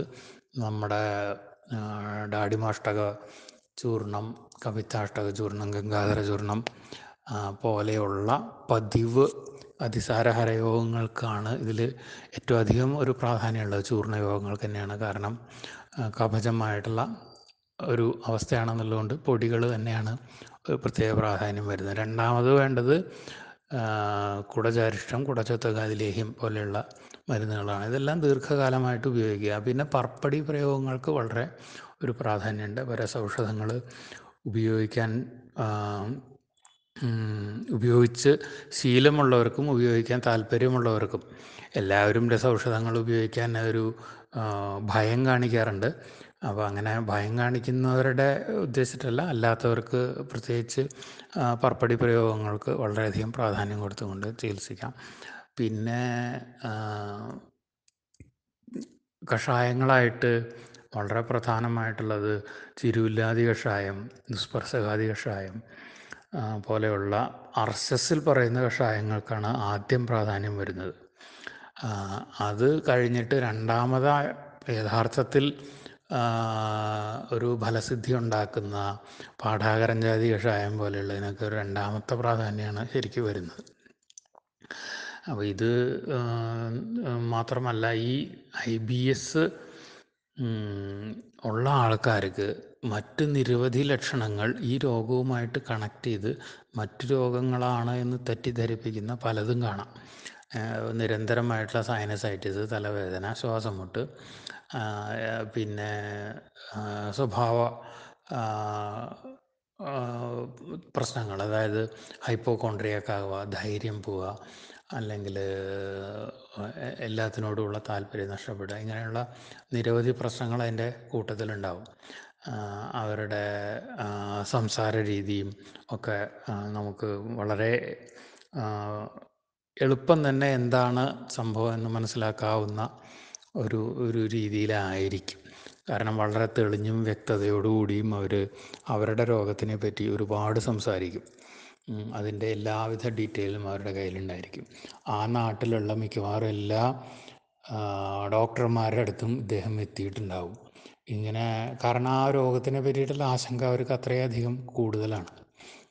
അപ്പോൾ ഇവരെ ചികിത്സിക്കുമ്പോഴുള്ള പ്രായോഗികമായിട്ടുള്ള ഒരു ബുദ്ധിമുട്ടും അത് തന്നെയാണ്. കാരണം നമ്മുടെ അടുത്ത് പരിപൂർണമായിട്ട് വിശ്വസിച്ച് ഇവർ കുറേ ദിവസം മരുന്ന് കഴിക്കാൻ തയ്യാറാവുമ്പോൾ മാത്രമേ നമുക്കതിൽ ചികിത്സ ചെയ്ത് ഫലിപ്പിക്കാൻ പറ്റുള്ളൂ. പക്ഷേ ഇവർക്ക് ഇടയ്ക്കിടയ്ക്ക് ഒരു ചികിത്സയിലോ മരുന്നിലോ ഒക്കെ ഒരു ധൈര്യക്കുറവും വിശ്വാസക്കുറവൊക്കെ ഉണ്ടാവും. സാധാരണഗതിയിൽ നമ്മളത് വളരെ ക്ഷമയോടുകൂടി വീണ്ടും വീണ്ടും ആവർത്തിച്ച് പറഞ്ഞു കൊടുക്കേണ്ടി വരും. അവരെ കയ്യിൽ നിർത്താനായിട്ട് കുറച്ച് കാലം മുടങ്ങാതെ ചികിത്സിക്കുമ്പോഴാണ് അവർക്ക് ആ ഒരു റിസൾട്ട് ഉണ്ടാവുക. ഇതിൻ്റെ ലക്ഷണങ്ങളൊക്കെ നല്ലോണം മാറിയിട്ട് പിന്നെയും 6 മാസം 1 കൊല്ലമൊക്കെ കഴിഞ്ഞാലും വീണ്ടും വരാനും സാധ്യതയുണ്ട്. അതിനനുസരിച്ചുള്ള എന്തെങ്കിലും ചെറിയ പ്രകോപകാരണങ്ങളെ കൊണ്ടൊക്കെ ഇതൊക്കെ വീണ്ടും വരാനും സാധ്യതയുണ്ട്. അപ്പോൾ അസുഖമൊന്നും ഇല്ലാത്തപ്പോൾ എന്ത് ചികിത്സ ചെയ്യുന്നു എന്നുള്ളതിനെ അനുസരിച്ച് ആണ് ഇത് മിക്കവാറും വീണ്ടും വരാതിരിക്കുക. അപ്പോൾ രോഗം മാറിക്കഴിഞ്ഞാൽ സ്വാഭാവികമായിട്ട് എല്ലാ രോഗികളുടെയും പോലെ ഇത് അവരെന്തെങ്കിലും മരുന്ന് കഴിക്കുന്ന വിഷയമൊക്കെ മറക്കും. അപ്പോൾ അത് വരാതെ രോഗം മാറിക്കഴിഞ്ഞാലും എന്തെങ്കിലും അറ്റ്ലീസ്റ്റ് ധന്വന്തരം തൈലം 140 അല്ലെങ്കിൽ അതിന് യോജിച്ച നെയ്യുകളോ അതിന് യോജിച്ച എന്തെങ്കിലും പ്രയോഗങ്ങൾ സ്ഥിരമായിട്ട് ഉപയോഗിക്കണം. രോഗം മാറിക്കഴിഞ്ഞാലും മോര് പോലെയുള്ള ഒരു അങ്ങേയറ്റം കോഷ്ടഹിതമായിട്ടുള്ള ഔഷധത്തിലേക്ക് സ്ഥിരമായിട്ട് നമ്മൾ ശീലിച്ച് വരണം. അപ്പോഴാണ് അതിൻ്റെ ഒരു രണ്ടാമത് വരാതിരിക്കുക എന്നുള്ളത് നമുക്ക് ഉറപ്പിക്കാൻ പറ്റുള്ളൂ. ഇതൊക്കെയാണ് ഒരു പ്രാഥമികമായിട്ടുള്ള ഒരു തലത്തിൽ നമുക്ക് IBSനെ പറ്റിയിട്ട് ക്ലിനിക്കൽ എക്സ്പീരിയൻസ് എന്ന് പറയാവുന്നത്. ഈ ഒരു അവസരത്തിന് വളരെ നന്ദി. അടുത്തതായി വൈദ്യരത്നം ആയുർവേദ കോളേജ് നിദാനം ഡിപ്പാർട്ട്മെൻറ്റിലെ HODയും പ്രൊഫസറുമായ ഡോക്ടർ നന്ദലാൽ സാറിൻ്റെ ചികിത്സാനുഭവങ്ങളെ നമുക്ക് ശ്രവിക്കാം. Good morning. Irritable bowel syndrome എന്ന രോഗം ചികിത്സിച്ചിട്ടുള്ള എൻ്റെ എക്സ്പീരിയൻസ് ഷെയർ ചെയ്യണം എന്ന് പറഞ്ഞതുകൊണ്ടാണ് ഞാൻ ഇങ്ങനെ ഒരു വീഡിയോ പോസ്റ്റ് ചെയ്യുന്നത്. ഒരു 15-20ഓളം ഇറിറ്റബിൾ ബവൽ സിൻഡ്രോം ആണ് എന്ന് ആധുനിക വൈദ്യശാസ്ത്രം രേഖപ്പെടുത്തിയ കേസുകൾ ഞാൻ ചികിത്സിച്ചിട്ടുണ്ട്. ഈ കേസുകളിൽ പൊതുവായിട്ട് കണ്ട ഒരു പ്രത്യേകത, ചുരുക്കം ചില കേസുകളിൽ മാത്രമാണ് ഇറിറ്റബിൾ ബവൽ സിൻഡ്രോമിന് ഉണ്ടാകും എന്ന് പറയുന്ന മാനസികമായിട്ടുള്ള ചില ലക്ഷണങ്ങൾ ഇല്ലാതിരുന്നത്. ഒട്ടും മിക്കവാറും എല്ലാ കേസുകളിലും രോഗികൾക്ക് ഒരു പ്രത്യേക രീതിയിലുള്ള മനോഭാവമോ അല്ലെങ്കിൽ പെരുമാറ്റ രീതിയോ ഉണ്ടായിരുന്നു. OCD പോലെ ഉള്ള രോഗങ്ങളിൽ കാണാൻ കഴിയുന്ന രീതിയിലുള്ള ചില പ്രവർത്തനങ്ങളും അതല്ലെങ്കിൽ മാനസിക വൈകല്യങ്ങളും ഈ രോഗികളിൽ അധികം പേർക്കും ഉണ്ടായിരുന്നു. എന്നാൽ ചുരുക്കം ചില വ്യക്തികളിൽ ഇത്തരം ഒരു പ്രവണത കണ്ടിരുന്നില്ല. ഈ രോഗികളെ ചികിത്സിക്കേണ്ട ഒരു ഘട്ടമെത്തിയപ്പോൾ, അവർ ആയുർവേദത്തിൽ ചികിത്സ തേടി വന്നപ്പോൾ പ്രധാനമായിട്ടും ഒരു ഗ്രഹണി എന്ന് പറയുന്ന ഒരു സിൻഡ്രോം അല്ലെങ്കിൽ ഒരു അവസ്ഥയോട് ഇത് അടുത്ത് നിൽക്കും എന്ന് കരുതി ഗ്രഹണി ചികിത്സയാണ് പ്രധാനമായിട്ടും ചെയ്തത്. അതിൽ അവലംബിച്ച ചികിത്സാ തത്വം പ്രധാനമായിട്ടും ഇതിൽ ഒട്ടനവധി രോഗികളിലും ഒരു സ്തംഭനവും ദീപനവുമൊക്കെ ആയിട്ടുള്ള മരുന്നുകൾ കൊടുക്കുകയാണ് ചെയ്തത്. അതിലേക്കായിട്ട് പഥ്യാദി കഷായം, ഗ്രഹണ്യന്തകം കഷായം, കുടജാവലേഹം, ഗന്ധകപർപ്പിടി, തക്രാരിഷ്ടം, തക്രാരിഷ്ട ചൂർണം, ദാഡിമാതിഘൃതം, ദാഡിമാതി ചൂർണം മുതലായ ഔഷധങ്ങളാണ് അവസ്ഥാനുസാരേണ ഉപയോഗിച്ചത്. എന്നാൽ ഇതിൽ ഈ മാനസികമായിട്ടുള്ള ഒരു ഇൻവോൾവ്മെൻറ്റും കൂടെ കണ്ട രോഗികളിൽ ഈ മരുന്നുകളൊക്കെ കഴിക്കുന്ന അവസരങ്ങളിൽ നല്ല ഫലം അല്ലെങ്കിൽ അവർക്ക് അതിൻ്റെ ഒരു ഗുണം അനുഭവപ്പെട്ടിരുന്നുവെങ്കിലും ചുരുങ്ങിയ കാലങ്ങൾക്കുള്ളിൽ തന്നെ വീണ്ടും അവരിതേ പ്രശ്നങ്ങളായിട്ട് വരുന്ന ഒരു അവസ്ഥയായിരുന്നു. ഇവരിലുള്ള ഈ മാനസികമായിട്ടുള്ള പ്രത്യേകതകൾ കൂടി കണക്കിലെടുത്തുകൊണ്ട് ഇതിൽ 2-3 രോഗികളെ നമ്മളുടെ ഇവിടെ ആശുപത്രിയിൽ കിടത്തി തക്രധാര മുതലായിട്ടുള്ള ചികിത്സകൾ ചെയ്യേണ്ടതായിട്ടുണ്ട്. ഈ തക്രധാര, നസ്യം മുതലായിട്ടുള്ള ചികിത്സകൾ, തലയിൽ എണ്ണ വയ്ക്കുക, തളം വയ്ക്കുക മുതലായ ചികിത്സകളെല്ലാം ചെയ്തപ്പോൾ ആദ്യം ഇതൊന്നും ചെയ്യാതെ ഔട്ട് പേഷ്യൻ്റായിട്ട് ചികിത്സിച്ചിരുന്ന അവസ്ഥയിൽ നിന്നും ഈ രോഗികൾ വളരെ ബെറ്ററായി. എന്നാൽ ഇവരും 1 വർഷം കഴിഞ്ഞപ്പോൾ വീണ്ടും ഇതേ പ്രശ്നങ്ങളുമായിട്ട് എന്നെ സമീപിക്കുകയുണ്ടായി. ഞാൻ ചികിത്സിച്ചിട്ടുള്ള രോഗികളിൽ ഒരു ചെറിയ ശതമാനം ആൾക്കാർ ഇതുപോലെ മാനസികമായിട്ടുള്ള പ്രശ്നങ്ങളോ അതല്ലെങ്കിൽ ഒരു പ്രത്യേക രീതിയിലുള്ള സ്വഭാവ വിശേഷങ്ങളോ ഒന്നും പ്രകടിപ്പിക്കാത്ത സാധാരണ എന്ന് നമുക്ക് പറയാൻ പറ്റുന്ന വിഭാഗത്തിൽപ്പെടുന്നവരായിരുന്നു. ആ രോഗികളിൽ ഈ പറയുന്ന ചികിത്സകൾ ചെയ്തപ്പോൾ അവരുടെ രോഗം പരിപൂർണമായിട്ടും മാറി. അവർക്ക് ഉണ്ടായിരുന്ന പ്രധാന ലക്ഷണങ്ങൾ ഭക്ഷണം കഴിച്ചു കഴിഞ്ഞാൽ ഉടനെ ടോയ്ലറ്റിൽ പോകണം തോന്നുക, എപ്പോഴെങ്കിലും ഒരു മാനസികമായിട്ടുള്ള സംഘർഷം ഉണ്ടാകുന്ന ഒരു ഉദാഹരണത്തിന് പരീക്ഷ എഴുതാൻ പോവുക, അതല്ലെങ്കിൽ ഒരു വിവാഹത്തിൻ്റെ ആവശ്യത്തിനായിട്ട് ആദ്യമായിട്ടൊരു പെൺകുട്ടിയെ മറ്റൊരു വീട്ടിൽ കാണാൻ പോവുക, ഇങ്ങനെയൊക്കെയുള്ള ഒരു അവസരങ്ങളിൽ ഈ വ്യക്തികൾക്ക് ടോയ്ലറ്റിൽ പോകണം തോന്നും. രാവിലെ ഭക്ഷണം കഴിച്ചാൽ, ചായ കുടിച്ചാൽ ഏകദേശം ഈ കാര്യങ്ങൾ ഒരു ഉച്ചത്തെ ഭക്ഷണം വരെ, ഉച്ചയ്ക്ക് ഭക്ഷണം കഴിച്ചാലും ചിലർക്ക് പോകണമെന്ന് തോന്നുന്ന ഒരവസ്ഥയായിരുന്നു. അത് കുറേയൊക്കെ ദഹിച്ചും കുറേയൊക്കെ ദഹിക്കാതെയും ആയുർവേദ ഗ്രന്ഥങ്ങളിൽ പറയുന്നത് പോലെയുള്ള ഒരു മലവിസർജന രീതിയാണ് അവരിൽ കണ്ടിരുന്നത്. ആ രോഗികൾക്ക് പ്രത്യേകം ആദ്യത്തെ അവസ്ഥയിൽ ഗ്രഹണ്യന്തകം കഷായം മുതലായവ വച്ച് കഴിക്കാൻ പറയുകയും അത് വളരെ പെട്ടെന്ന് ഒരു 10-15 ദിവസം കൊണ്ട് തന്നെ ഇവരുടെ ഫ്രീക്വൻസി കുറയുകയും ഇവരുടെ ശരീരം പുഷ്ടിപ്പെടുകയും ഇവർ കഴിക്കുന്ന ആഹാരം വേണ്ട രീതിയിൽ ദഹിക്കാൻ തുടങ്ങുകയും അവർ ആ രോഗത്തിൽ നിന്നും പരിപൂർണമായിട്ട് മുക്തി നേടി അവരിപ്പോഴും സുഖമായിട്ട് ഒരു പ്രശ്നവുമില്ലാതെ, ഒരു ഗ്യാസ്ട്രോ ഇൻറ്റസ്റ്റൈനലായിട്ടുള്ള പ്രശ്നങ്ങളൊന്നുമില്ലാതെ സുഖമായിട്ട് പോകുന്നുണ്ട്. എന്നാൽ മാനസികമായിട്ടുള്ള ഒരു പിരിമുറുക്കങ്ങളും മറ്റും കണ്ടെത്തിയ ആൾക്കാരിൽ ചികിത്സ വീണ്ടും വീണ്ടും തുടരേണ്ടതായിട്ട് വന്നിട്ടുണ്ട്.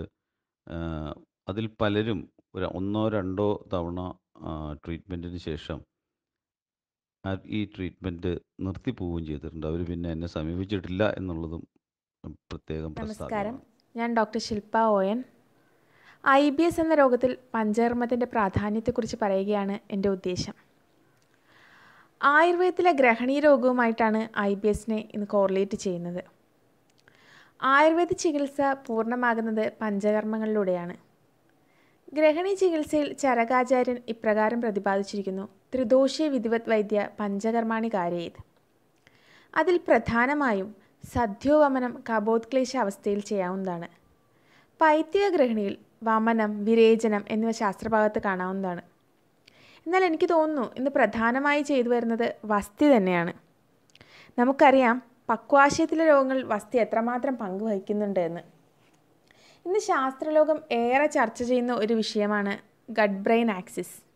ഈ ആക്സിസിൽ ഉണ്ടാകുന്ന അസന്തുലിതാവസ്ഥയാണ് IBSൻ്റെ കാരണമായി കണക്കാക്കാവുന്നത്. ഈ അസന്തുലിതാവസ്ഥയെ ക്രമപ്പെടുത്തുവാൻ ഏറ്റവും യോഗ്യമായ ചികിത്സയും വസ്തി തന്നെയാണ്. വസ്തി അഗ്നിദീപ്തി ഉണ്ടാക്കുന്ന ഒന്ന് തന്നെയാണ്. അഗ്നിസ്ഥാനമായ ഗ്രഹണി വരെ വസ്തി എത്തുന്നുവെന്നത് വാമാശ്രേഹി ഗ്രഹണീകുതേച്ച എന്ന ശാസ്ത്രഭാഗത്തു നിന്നും വ്യക്തമാണ്. എന്നാൽ അതിൻ്റെ ആക്ഷൻ ശരീരം മുഴുവൻ എത്തുന്നു എന്നത് വസ്തി ദേഹം ചാനു വിസർപ്പതി എന്ന വരികളിൽ നിന്ന് മനസ്സിലാക്കാം. പ്രധാനമായി ചെയ്തു വരുന്നത് തക്രവസ്തിയാണ്.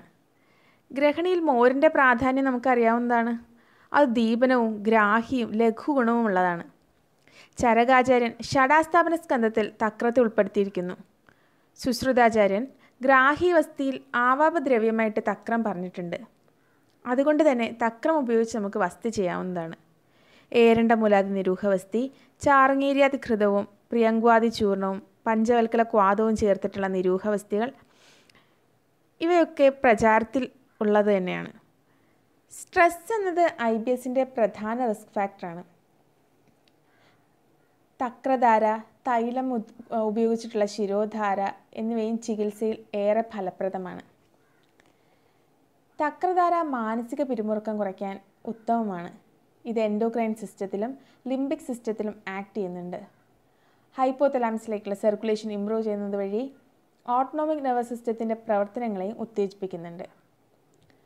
മസ്തിഷ്കത്തെയും മനസ്സിനെയും ദഹന വ്യവസ്ഥയും ഒരു കുടക്കീഴിൽ നിർത്തിക്കൊണ്ട് ചികിത്സിക്കുമ്പോൾ മാത്രമാണ് IBSൻ്റെ ചികിത്സ അതിൻ്റെ ഫലപ്രാപ്തിയിലെത്തുക. നമസ്കാരം. നന്ദി. എൻ്റെ പേര് ഡോക്ടർ തുളസി. ഞാൻ തൃപ്പൂണിത്തുറ ഗവൺമെൻറ് ആയുർവേദ കോളേജിൽ അവസാന വർഷ കായചികിത്സാ വിഭാഗ PG വിദ്യാർത്ഥിനിയാണ്. ഗൃഹിണീ രോഗത്തിലെ പഥ്യാപഥ്യങ്ങളെക്കുറിച്ച് ആണ് ഞാനിവിടെ സംസാരിക്കാൻ ആഗ്രഹിക്കുന്നത്. മുൻപ് വിവരിച്ച പോലെ തന്നെ ശരീരത്തിനും മനസ്സിനും ഗൃഹിണി എന്ന രോഗത്തിൻ്റെ ഉൽപ്പത്തിയിൽ തുല്യ പങ്കുണ്ട്. അതുകൊണ്ട് തന്നെ ശരീരത്തിൻ്റെയും മനസ്സിൻ്റെയും ശരിയായ പരിപാലനം ഗൃഹിണീ രോഗത്തെ വരുതിയിൽ വരുത്താൻ അത്യന്താപേക്ഷിതമാണ്. ഇത് കൃത്യമായ ആഹാരവിഹാരങ്ങളിലൂടെയാണ് സാധ്യമാകുന്നത്. ആയുർവേദത്തിൽ വളരെ വ്യക്തി അധിഷ്ഠിതമായാണ് പഥ്യം ഉപദേശിക്കുന്നത്. ആ പഥ്യം ദേശം, കാലം, ശീലം, വിശപ്പ്, ദഹനശക്തി തുടങ്ങി അനവധി ഘടകങ്ങളെ ആശ്രയിച്ചാണ് ഇരിക്കുന്നത്. ഈ ഘടകങ്ങളെയെല്ലാം പരിഗണിച്ചാണ് ഗൃഹിണീ രോഗത്തിനുള്ള പഥ്യം നിർദ്ദേശിക്കുന്നത്. ഗൃഹിണീ രോഗിക്ക് നിത്യവും ശീലിക്കാവുന്ന ആഹാരദ്രവ്യങ്ങൾ ഇവയെല്ലാമാണ്: ഞവരച്ചോറ്, ചെറുപയർ, മലർ, കഞ്ഞി, പുളിയാറില, ഞാവൽപ്പഴം, മാതളനാരങ്ങ, കൊത്തമല്ലി, കാച്ചിയമോർ മുതലായവ. മോര് കാച്ചിയത്, അതായത് വിവിധ തരം മുക്കുടി പ്രയോഗങ്ങൾ ഗൃഹിണീ രോഗത്തിൽ പ്രത്യേകം വിധിക്കുന്നു. വീട്ടിൽ തന്നെ ലഭിക്കുന്ന മഞ്ഞപ്പൊടി, കറിവേപ്പില, പുളിയാറില, മാതളത്തോട് എന്നിവ ഇട്ട് കാച്ചിയ മോര് ഇന്ദുപ്പ് ചേർത്ത് കഴിക്കുന്നത് മലമയഞ്ഞു പോകുന്ന ഗൃഹിണീ രോഗികൾക്ക് നിത്യവും ശീലിക്കാവുന്ന ഒരാഹാരമാണ്. ആഹാര വസ്തുക്കൾ തന്നെ എങ്ങനെ പാകം ചെയ്ത് കഴിക്കുന്നു എന്നുള്ളതും ഗൃഹിണീ രോഗികൾ പ്രത്യേകം ശ്രദ്ധിക്കേണ്ടതാണ്. ആവിയിൽ വേവിച്ച ഭക്ഷണ പദാർത്ഥങ്ങളാണ് ഇവർക്ക് കൂടുതൽ അഭികാമ്യം. പുളി, എരിവ്, ഉപ്പ് എന്നീ രസങ്ങൾ മിതമായി മാത്രം ഉപയോഗപ്പെടുത്തി അമിതമായ മെഴുക്കുമയമില്ലാതെ ഭക്ഷണം പാകപ്പെടുത്തി ഇവർക്ക് ശീലിക്കാവുന്നതാണ്. ഭൂമിക്കടിയിൽ വളരുന്ന ഉരുളക്കിഴങ്ങ്, കപ്പ മുതലായവയും കടല, വൻപയർ, ഉഴുന്ന്, ഇലക്കറികൾ, മത്സ്യമാംസാദികൾ എന്നിവയുടെയും അമിതമായ ഉപയോഗം ഗൃഹിണി രോഗികൾ ഉപേക്ഷിക്കേണ്ടതാണ്. ദഹനശക്തി ശരിയായ ശേഷം മാത്രം പലവ്യഞ്ജനങ്ങൾ ചേർത്ത് മാംസാദികൾ ഉപയോഗിക്കാം. മുൻപ് പറഞ്ഞതുപോലെ തന്നെ വ്യക്തി അധിഷ്ഠിതമായ പഥ്യമാണ് ഗൃഹിണി രോഗി ശീലിക്കേണ്ടത്. ഉദാഹരണത്തിന്, പാൽ ദഹിക്കാൻ ബുദ്ധിമുട്ടുള്ള ആൾ ഒരിക്കലും പാല് വീണ്ടും തുടർന്നുപയോഗിക്കുന്നത് അഭികാമ്യമല്ല. അങ്ങനെ ഒരാൾ രോഗത്തിൻ്റെ ശമനം വരെയോ ദഹനശക്തി ശരിയാവുന്നത് വരെയോ പാൽ ഉപേക്ഷിക്കുക തന്നെ വേണം. ഇവയെല്ലാം ഭക്ഷണത്തെക്കുറിച്ചാണ് നമ്മൾ ഇത്ര നേരം സംസാരിച്ചത്. ഇനി വിഹാരങ്ങൾ. ഗൃഹിണി രോഗത്തിൽ ഭക്ഷണം പോലെ തന്നെ പ്രാധാന്യം അർഹിക്കുന്നതാണ് വിഹാരങ്ങൾ.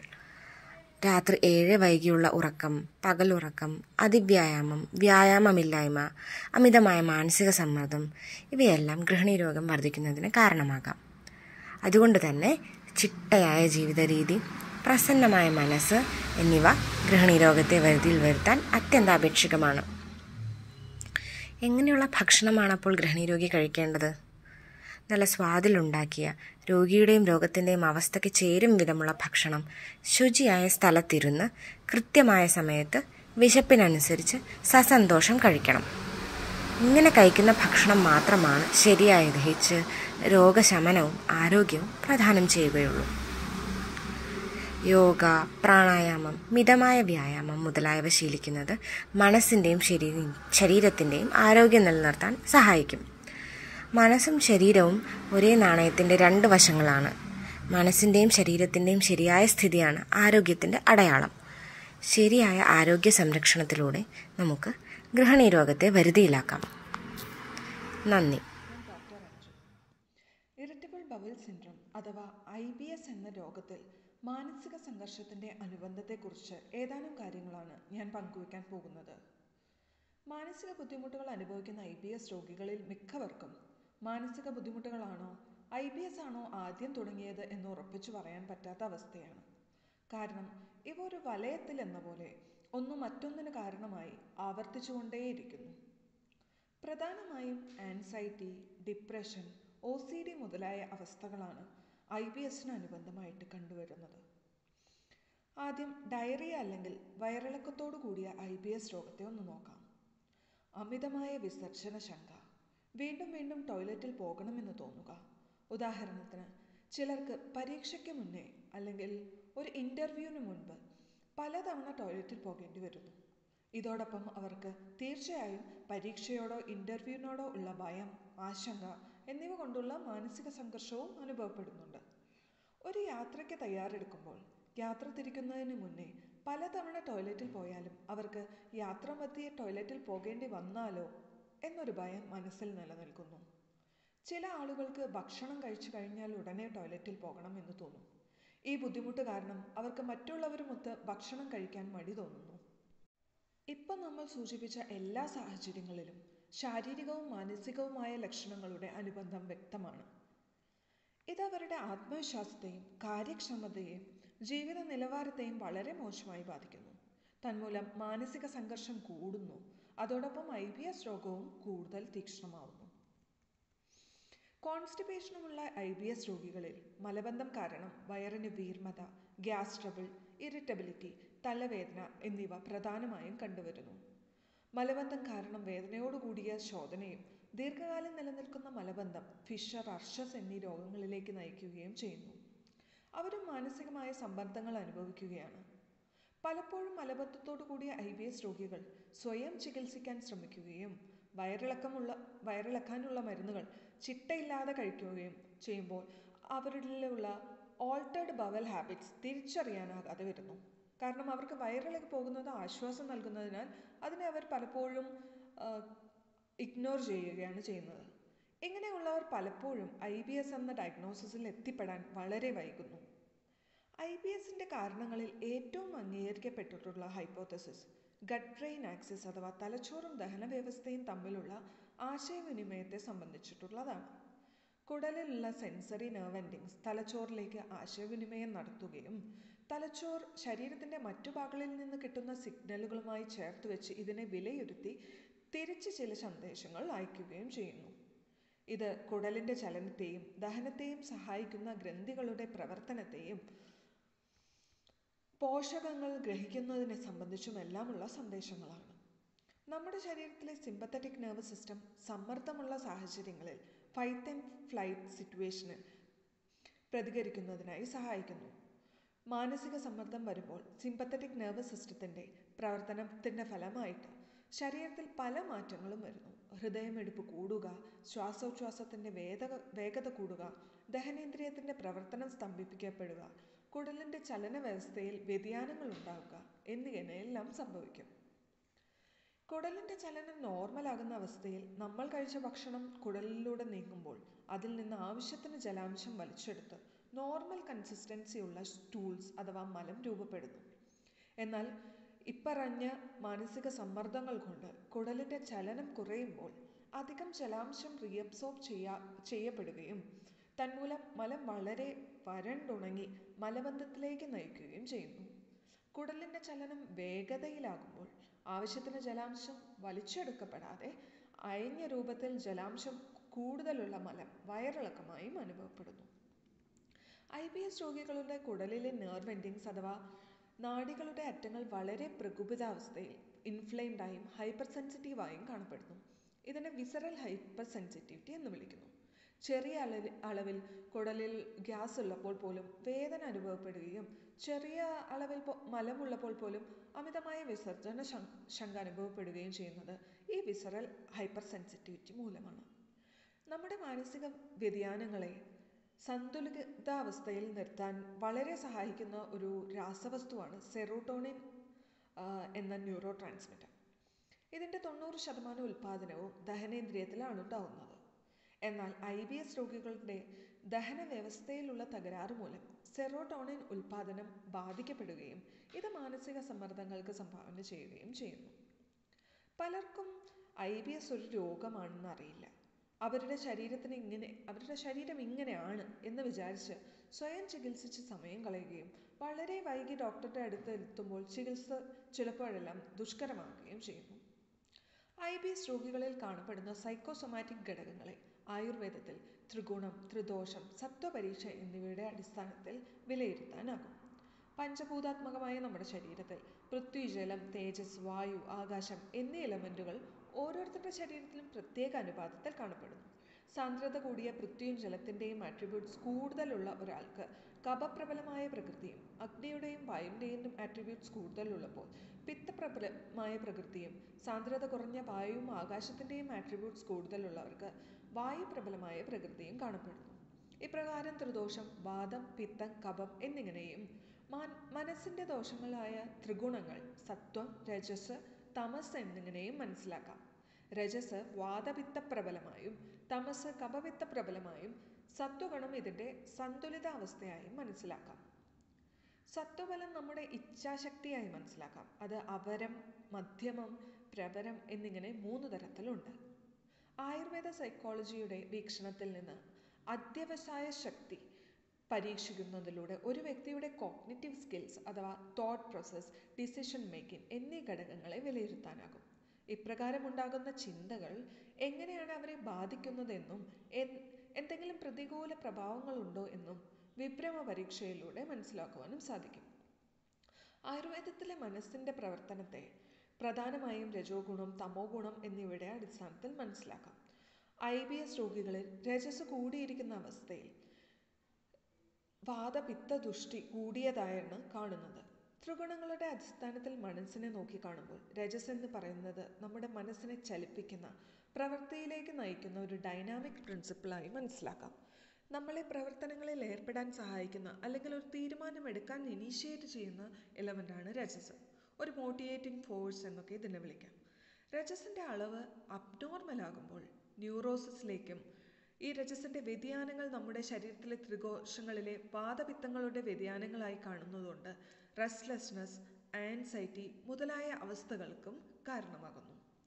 IBS രോഗികളുടെ ശാരീരികവും മാനസികവുമായ ലക്ഷണങ്ങൾ കണക്കിലെടുത്ത് അവരുടെ ത്രിഗുണ പരീക്ഷയും ത്രിദോഷ പരീക്ഷയും നടത്തുമ്പോൾ നമുക്ക് എവിടെ എത്രത്തോളം ഇടപെടലുകൾ നടത്താനാകും എന്നത് വളരെ വ്യക്തമായി പറയുവാൻ സാധിക്കും. അതുകൊണ്ടാണ് ആൻസൈറ്റി, ന്യൂറോസിസ് എന്നിവയിൽ വാദത്തിനെ നോർമലാക്കുന്ന പ്രാണായാമം പോലത്തെ ബ്രീത്തിങ് ടെക്നിക്സ് അല്ലെങ്കിൽ മെഡിറ്റേഷൻ പോലെയുള്ള ചില ടെക്നിക്കുകൾ ഉപകാരപ്പെടുന്നത്. IBS രോഗികളുടെ ആൻസൈറ്റി, OCD എന്നീ അവസ്ഥകളിൽ രജോവൃത്തിയും വാദപിത്ത ദുഷ്ടിയുമാണ് കാണുന്നതെന്ന് പറഞ്ഞുവല്ലോ. ഒരു കാര്യത്തിൽ നിന്ന് മറ്റൊന്നിലേക്ക് മനസ്സ് ചാടിക്കൊണ്ടിരിക്കുന്ന അവസ്ഥ, ഒന്നും ഒഴിമിപ്പിക്കാനാകാത്ത വരുന്ന അവസ്ഥ, പലപ്പോഴും ഇമ്പൾസീവായി എടുത്തുചാട്ടം എന്നിങ്ങനെയെല്ലാം ഈ രോഗികളിൽ കാണപ്പെടുന്നു. മിക്കവാറും രോഗികളിൽ ഇതെല്ലാം കാണപ്പെടുന്നുണ്ട്. ഇതുകൊണ്ട് തന്നെ ഈ രോഗികൾ പല ഡോക്ടർമാരുടെ അടുത്ത് പോവുകയും എന്നാൽ ആരുടെ ഉപദേശങ്ങളും ചികിത്സകളും മുഴുമിപ്പിക്കാതെ വരുന്ന സാഹചര്യവും കണ്ടുവരുന്നു. ജീവിതത്തിൽ ഒരു സെൽഫ് ഡിസിപ്ലിൻ പിന്തുടരാനോ ജീവിതചര്യകൾ ഒരു ചിട്ടയിൽ ചെയ്യാനോ ബുദ്ധിമുട്ട് അനുഭവപ്പെടുന്നു. ഇവർക്ക് മരുന്നിനോടൊപ്പം തന്നെ യോഗ, കൗൺസിലിംഗ് എന്നിവ ചെയ്യുന്നത് വളരെ ഉപകാരപ്രദമാണ്. ഇനി IBS രോഗികളിൽ അസന്തുലിതാവസ്ഥയിലുള്ള തമസും കഫ അനുബന്ധമായ ലക്ഷണങ്ങളും കാണുന്നുണ്ട്. തമസ് എന്ന് പറയുമ്പോൾ നമുക്ക് സ്റ്റെബിലിറ്റി അല്ലെങ്കിൽ സ്ഥിരത തരുന്ന ഒരു റിസ്ട്രെയിനിങ് പ്രിൻസിപ്പിളായിട്ട് മനസ്സിലാക്കാം. തമസ് അബ്നോർമൽ ആകുമ്പോൾ ജഡത്വം അഥവാ ഇനേർഷ്യ എന്ന അവസ്ഥയും ഡിപ്രഷൻ മുതലായ രോഗാവസ്ഥകളും ഉണ്ടാകുന്നു. ചിലപ്പോഴൊക്കെ ഈ ഇനേർഷ്യ മൂലം തെറ്റായ ഒരു ആശയത്തിൽ മനസ്സ് ദീർഘകാലം മുഴുകി ലോജിക് ഉപയോഗിച്ച് തിരുത്താനാകാത്ത വിധം അവരുടെ ബേസിക് ഇൻസ്റ്റിങ്സ് ആ ആശയത്തിൽ ഉറച്ചു പോകുന്നു. മോഡേൺ സൈക്കോളജിയിലെ ഫ്രോയിഡിയൻ പ്രിൻസിപ്പിൾ പറയുന്നത് പോലെ ചൈൽഡ്ഹുഡ് എക്സ്പീരിയൻസസ്, ബാല്യകാല അനുഭവങ്ങൾ നമ്മുടെ മനസ്സിൽ അടിച്ചമർത്തപ്പെട്ടോ അല്ലാതെയോ ദീർഘകാലം വെറുപ്പ്, ഭയം, യാതന എന്നിവയായി കിടക്കുകയും ഇത് മാനസിക സംഘർഷങ്ങൾക്ക് കാരണമാകുകയും പിന്നീട് ശാരീരികവും മാനസികവുമായ രോഗങ്ങളിൽ എത്തിപ്പെടുകയും ഇത്തരം രോഗങ്ങൾ ബാധിക്കുകയും ചെയ്യുന്നു. രോഗികൾ പലപ്പോഴും ദേഷ്യം വരുമ്പോൾ ഞാൻ നിയന്ത്രണാതീതമായി എന്തൊക്കെയോ പറഞ്ഞു, ചെയ്തു എന്നൊക്കെ പറയുമ്പോൾ അവിടെ തമസിൻ്റെ ഒരു ആവരണമാണ് ഉണ്ടാകുന്നത്. ചിന്തകളുടെ വ്യക്തത കുറയുകയും ഇമോഷണൽ ക്ലൗഡിംഗ് ഉണ്ടാവുകയും ചെയ്യുന്നു. ഇമോഷണൽ റെഗുലേഷൻ്റെ ക്ലിനിക്കൽ ആപ്ലിക്കേഷനാണ് ഇവിടെ വേണ്ടത്. എളുപ്പത്തിൽ മനസ്സിലാക്കാൻ ഒരു ഉദാഹരണം പറയാം. അത്യധികം ദേഷ്യം വന്ന് മറ്റൊരാളോട് കയർത്ത് സംസാരിക്കേണ്ടി വരുന്ന ഒരു സാഹചര്യത്തിൽ ബോധപൂർവം സ്വയം ഒരു ഇടപെടൽ നടത്തി ഒരു നിമിഷം ദീർഘമായി ശ്വസിക്കുമ്പോൾ നമ്മൾ അല്പം ശാന്തരാകുന്നു. എന്താണ് ഇവിടെ സംഭവിക്കുന്നത്? ശ്വാസോച്ഛ്വാസം നിയന്ത്രിക്കുന്നതിലൂടെ പ്രകൃതിമായ വാദത്തെയും സെക്കൻഡറി ആയി പിത്തത്തെയും നിയന്ത്രിക്കുവാൻ നമുക്ക് സാധ്യമാവുകയാണ് ചെയ്യുന്നത്. ഇതുപോലെ രോഗികളുടെ ലക്ഷണങ്ങളിൽ നിന്ന് ത്രിഗുണദോഷ വ്യതിയാനങ്ങളെല്ലാം മനസ്സിലാക്കി അനുയോജ്യമായ റിലാക്സേഷൻ ടെക്നിക്സ് ഉപയോഗിക്കുമ്പോൾ മാനസിക സമ്മർദ്ദം കുറയ്ക്കാൻ സാധിക്കും. IBSന്റെ ചികിത്സ ഫലപ്രദമാകുന്നത് ഒരു ഹോളിസ്റ്റിക് സമീപനം സ്വീകരിക്കുമ്പോഴാണ്. മരുന്നുകൾക്കുള്ള അത്രയും പ്രാധാന്യം ഭക്ഷണത്തിനും ജീവിതശൈലിക്കും നൽകിക്കൊണ്ടുള്ള ഒരു ചികിത്സാ രീതി ആയിരിക്കണം. അതോടൊപ്പം മാനസിക സമ്മർദ്ദം കൈകാര്യം ചെയ്യാനുള്ള യുക്തമായ യോഗ, വ്യായാമം, സൈക്കോതെറാപ്പി, കൗൺസിലിംഗ് എന്നിവയും ഉപയോഗപ്പെടുത്തണം. ചിന്തകളെയും വികാരങ്ങളെയും നിയന്ത്രിക്കാനാവുക ഓരോ രോഗിയുടെയും ബേസിക് ഇൻസ്റ്റിങ്ക്റ്റ് അഥവാ അധിഷ്ഠാന സഹജാവബോധം മനസ്സിലാക്കി സംഘർഷമുള്ള സാഹചര്യങ്ങളിൽ പെരുമാറാൻ അവരെ സ്വായത്തമാക്കുക എന്നതായിരിക്കണം ചികിത്സാ ലക്ഷ്യം. IBS എന്ന രോഗത്തിന് മാനസിക പിരിമുറുക്കവുമായി ബന്ധമുള്ളതിനാൽ എല്ലാവരും യോഗയും മെഡിറ്റേഷനും ചെയ്യണമെന്ന് പറയുന്നത് പ്രാവർത്തികമായ ഒരു പരിഹാരമല്ല. വാദം നല്ലോണം കൂടിയിരിക്കുന്ന അവസ്ഥയിൽ ഒരു വ്യക്തിക്ക് മെഡിറ്റേഷൻ ചെയ്യാൻ സാധിക്കില്ല. അവരുടെ മനസ്സ് ചഞ്ചലമായിരിക്കും. രാജസിക ഗുണം കൂടിയ അവസ്ഥയിൽ വാദത്തെയും പിത്തത്തെയും സന്തുലിതാവസ്ഥയിലേക്ക് കൊണ്ടുവരാൻ പ്രാണായാമം പോലുള്ള breathing regulations, instant relaxation techniques, yoga nidra, music therapy എന്നിവ വളരെ ഉപകാരപ്രദമാകുന്നു. കഫാവരണത്തെ മാറ്റാനായി വായുവിൻ്റെ ചല സ്വഭാവത്തെ ആക്ടിവേറ്റ് ചെയ്യുന്ന പ്രവൃത്തികളിൽ ഏർപ്പെടണം. ഭസ്ത്രിക, കപാലഭാതി, വ്യാഘ്ര പ്രാണായാമം അല്ലെങ്കിൽ ടൈഗർ ബ്രീത്തിങ്, യോഗാസനങ്ങൾ, സൂക്ഷ്മ വ്യായാമം എന്നിവ ഇതിൽ ഉൾപ്പെടുത്താവുന്നതാണ്. യോഗ ചെയ്യുമ്പോൾ നാഡീശുദ്ധി പ്രാണായാമ വാദത്തെ നിയന്ത്രിക്കുന്നതിലൂടെ മനസ്സിനെ ശാന്തമാക്കുമ്പോൾ യോഗാസനങ്ങൾ, സൂക്ഷ്മ വ്യായാമം തുടങ്ങിയവ വായുവിൻ്റെ ചല സ്വഭാവത്തെ നിയന്ത്രിച്ച് മനസ്സിനെ സജീവമാക്കുകയും ചെയ്യുന്നു. ഇപ്പോൾ നമ്മൾ കണ്ടു യോഗ എങ്ങനെ 2 തരത്തിൽ മനസ്സിനെ ബാധിക്കുന്നുവെന്ന്. IBS രോഗികൾ എവിടെയൊക്കെ എങ്ങനെയൊക്കെ ഇടപെടലുകൾ നടത്താം എന്ന് മറ്റൊരു തരത്തിലും നമുക്ക് നോക്കിക്കാണാം. സ്മൃതി അല്ലെങ്കിൽ അവരുടെ ഓർമ്മകൾ, അവരുടെ ഓർമ്മകളിൽ നിന്ന് ഭയം, വെറുപ്പ്, യാതന എന്നിവയോട് ചേർന്ന് നിൽക്കുന്ന ഓർമ്മകളെ മനസ്സിലാക്കുവാനും തിരുത്തേണ്ടവ തിരുത്താനും അംഗീകരിക്കേണ്ടവ അംഗീകരിക്കാനും അവരെ സഹായിക്കാനും ആവർത്തന ചിന്തകളുടെ ചിന്താവലയത്തിൽ നിന്ന് രക്ഷപ്പെടാൻ അവരെ വഴികാട്ടുവാനും ഒരു ഡോക്ടർക്ക് സാധ്യമാകുന്നു. കോട്ടക്കൽ ആരംഭിച്ചു വെച്ച സ്മൃതി മെഡിറ്റേഷൻ പോലുള്ള സംരംഭങ്ങൾ ഒരുപാട് രോഗികൾക്ക് ആശ്വാസം നൽകുന്നുണ്ട്. അടുത്തതായി ഭക്തി അല്ലെങ്കിൽ ഇച്ഛ എന്ന് പറയുന്നത് മലയാളത്തിലെ ഭക്തിയല്ല, ഒരു വ്യക്തിക്ക് പാഷനേറ്റായി അഭിനിവേശത്തോടെ ഏർപ്പെടാൻ സാധിക്കുന്ന പ്രവർത്തികൾ കണ്ടെത്താൻ അവരെ സഹായിക്കുകയും അവനവന് വേണ്ടി അല്പം സമയം മാറ്റിവെച്ച് ഇഷ്ടപ്പെട്ട വിനോദങ്ങളിൽ ഏർപ്പെടുകയും ചെയ്യുന്നത് മാനസിക സംഘർഷത്തെ കുറയ്ക്കാൻ സഹായിക്കുന്നു. ഇവിടെ നമ്മൾ സെൽഫ് ലവ് എന്ന എലമെൻറ്റിനെ എൻഹാൻസ് ചെയ്യുകയും പോസിറ്റീവ് റിവാർഡിംഗ് ലഭ്യമാക്കുകയുമാണ് ചെയ്യുന്നത്. അടുത്തതായി ശീലം. IBS രോഗികൾക്ക് ചിട്ടയായ ഒരു ദിനചര്യ തിട്ടപ്പെടുത്തുവാനും അത് മുടങ്ങാതെ പിന്തുടരുവാനുള്ള പ്രേരണ നൽകുകയും ചെയ്യാം. പ്രത്യേകിച്ച് അവരുടെ ഉറക്കം, ഭക്ഷണം, വ്യായാമം എന്നിവയുടെ സമയക്രമങ്ങൾ കൃത്യതയോടെ പാലിക്കുന്നത് മാനസിക സംഘർഷങ്ങൾ ഒഴിവാക്കാൻ സഹായിക്കുന്നു. മൈൻഡ്ഫുൾ ഈറ്റിംഗ്, മൈൻഡ്ഫുൾ എക്സസൈസസ് എന്നിവയൊക്കെ ഇവിടെ ഉപദേശിക്കാവുന്നതാണ്. അടുത്തതായി ചേഷ്ട അല്ലെങ്കിൽ സൈക്കോമോട്ടോർ ആക്ടിവിറ്റീസ്. സാധാരണ എല്ലാവർക്കും അനുഭവപ്പെടുന്ന റെസ്റ്റ്ലെസ്നെസ്, ലെഥാർജി, മടി അല്ലെങ്കിൽ ശാരീരിക ബുദ്ധിമുട്ടുകൾ ഇവയെല്ലാം ക്ഷണികമായി നിന്ന് പരിഹരിക്കപ്പെടേണ്ടതാണ്. എന്നാൽ ഇത് ദീർഘകാലം നിന്ന് ഒരു വ്യക്തിയുടെ ജീവിത നിലവാരത്തെ ബാധിക്കുന്ന തലത്തിലേക്ക് എത്തുമ്പോൾ ഒരു ഡോക്ടർക്ക് മാത്രമേ വ്യക്തമായ ഇടപെടലുകൾ നടത്തുവാൻ സാധിക്കുന്നുള്ളൂ. അപ്പോൾ വൈദ്യസഹായം തേടാൻ മടിക്കരുത് എന്ന് രോഗികളെ പറഞ്ഞു മനസ്സിലാക്കേണ്ടതാണ്. അടുത്തതായി ആചാരം അല്ലെങ്കിൽ ഒരു വ്യക്തിയുടെ വിശ്വാസങ്ങളും ആചാരങ്ങളും. അത് ആ വ്യക്തിയെ പ്രതികൂലമായി ബാധിക്കാതെ ഇരിക്കുന്നിടത്തോളം അതിൽ ഇടപെടാതെ ഇരിക്കുന്നതാണ് ആരോഗ്യപ്രദം. എന്നാൽ തെറ്റായ ആശയങ്ങളിൽ അധിഷ്ഠിതമായ മനസ്സിനെ നേർവഴിക്ക് നയിക്കേണ്ടത് അത്യാവശ്യമാണ് താനും. ആ ആശയത്തെ പ്രതികൂല പ്രഭാവത്തെ പ്രതികൂല പ്രഭാവത്തെ ദൃശ്യവൽക്കരിക്കാനും സ്വയം തിരുത്താനുമാണ് രോഗിയെ പ്രേരിപ്പിക്കേണ്ടത്.